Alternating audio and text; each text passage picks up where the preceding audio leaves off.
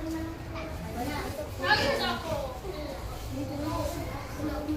nakakita na ba kayo ng hunyango? Sino nakakita na ng hunyango? O, ano yung hunyango? O, hindi pa kayo nakakita. Last class? Yes! May nagsasalita. Ano yan? Titi Rose? Para po siyang lizard. Oo, para siyang lizard. Tapos, Lizard. kung saan siya dumapo, nagiging kakulay niya. Yun yung hunyango. Okay? So ngayon, magbabasa tayo ng aklat. Mamaya, tungkol sa hunyango. Ang pangalan niya ay si Hugo, ang pahamak na hunyango. Bakit kaya tinawag na pahamak na hunyango? Sino makakaguess?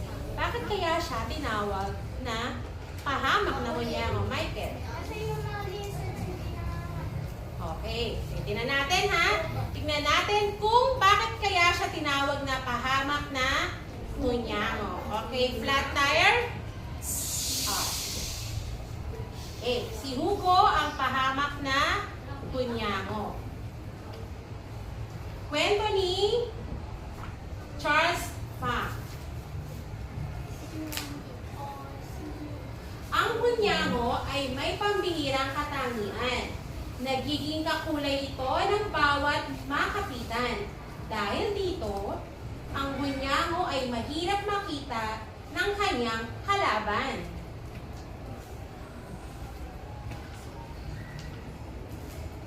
Pero itong si Hugo ay naiiba sa mga kasamang hunyango. Tingnan niyo, bakit siya naiiba? Yes, Ada? Hindi po siguro nag-iiba ng kulay. Okay, tingnan natin kung nag-iiba siya o hindi ba siya nag-iiba ng kulay. Sige, tingnan natin ha. Sa halip, maging kakulay ang kanyang makapitan, ang kulay ni Hugo ay magiging kabaliktaran. Kaya kitang-kita siya ng iba. O tama si Adam, no? Hindi siya kumukulay sa kanyang makapitan. So, bigyan ng 5 bagsak si Adam. Okay. Minsan, nagtago sa berdeng dahon si Hugo. Sa halip na maging berde, naging pula ang kulay ni Hugo. Kaya siya nabisto. Ano daw naging kulay ni Hugo? Okay, pula. Eh, ano ba dapat ang maging kulay niya? Berde. Ano yung berde sa English? Okay. Ano yung pula sa English? Ang galing ah. Okay, next. Iniligtas ng mga kasama si Hugo. Pero nagreklamo ang mga ito. Muntik ka na namang mapahamak, Hugo. Bakit ka baliktaran na nagiging kulay mo? So kaya naiinis siguro yung mga kasama niya. No? Kasi bakit kaya nagiging kakaiba ang kulay ni Hugo imbis na maging kakulay nung kanyang mga dinadapuan. Muling nagtago si Hugo sa baylor. Nang asul ang damit. Naging asul ang kulay ng kanyang mga kasama. Pero si Hugo ay naging kulay kahel. Ano kaya yung kahel? Yellow. Hindi? Orange. Orange. Kahel. Kaya si Hugo ay agad napansin ng uwak na naghahanap ng pagkain. Ano kaya nangyari kay Hugo ngayon? Nakuha kaya siya ng uwak? Sino may sabing hindi po? Bakit kaya hindi naman nakuha? Pinotektahan po ng mga kaibigan. Tingnan natin kung pinotektahan ng kaibigan na sino may sabi naman na nakuha si Hugo? Sige, tingnan natin sa susunod na page. Ay, nasikuha? Oo. Okay. Iniligtas ng mga kasama si Hugo. Pero nagreklamo ang mga ito, bakit naging baliktad ang kulay mo, Hugo? Muntik na tuloy mapahamak ang ating grupo. Hindi na naman pala naging kakulay nung dinapuan ni Hugo.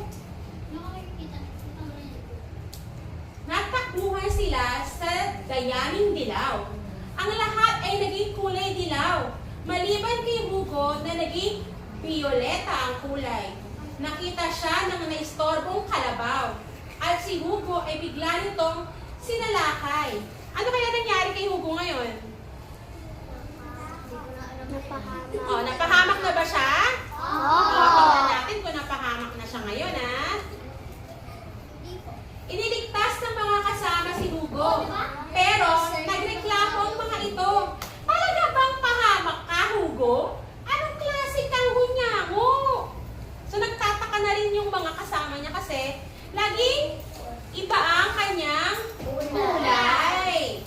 Umuwi sa tirahan sa gubat ang grupo. Pagod na pagod sila sa kaliligtas kay Hugo. Galit na galit sila kay Hugo dahil sa maling pagpapalit ng kulay nito. Nang gabing iyon, hindi makatulog si Hugo.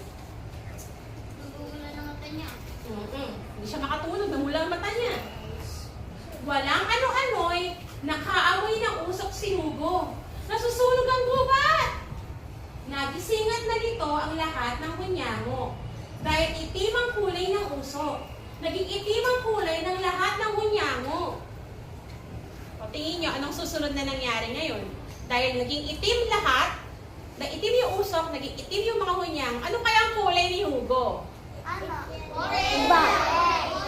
Orange. Tingnan natin kung naging orange siya, ha? Sige. Okay. Pero hindi itim ang naging kulay ni Hugo. Pagkat naging puti ang kanyang kulay. Si Hugo ay agad nakita ng mga kasamahan. Sinundan siya ng mga ito sa ligtas na daan. Palabas sa masusunog nitong tirahan. O kaya this time, pahamak pa rin kaya si Hugo ngayon? Hindi na. Ano kayang ginawa niya ngayon? Okay. Dahil lagi siya nililigtas ng mga kasamahan, ano kayang ginawa ni Hugo ngayon? Okay. Siya naman ngayon, kaya ang nagligtas sa kanyang mga kasamahan. O, tingnan natin, ha? Si Hugo ay biglang naging sikat na hunyango. Maraming salamat sa iyong ginawa, Hugo. Sabi ng kanyang mga kasama. Kung hindi naging puti ang kulay mo, baka napahamak ang buong grupo. O, ayan. So, yun ang nangyari. So, pahamak pa nga ba si Hugo? Hindi na. Nakatulong ba ang magiging kulay na hindi gumagawa ng kulay sa hunyango? Okay, kasi iba man ang kanyang kulay, meron pa rin siyang abilidad na mailigtas ang iba. May kakayahan siya na wala sa iba. Parang tayo, di ba? Yung talento natin, doon sa GMRC na pag-aralan natin, di ba? May kanya-kanya tayong talento. So ulit, sino nga ulit ang pangunahing tauhan?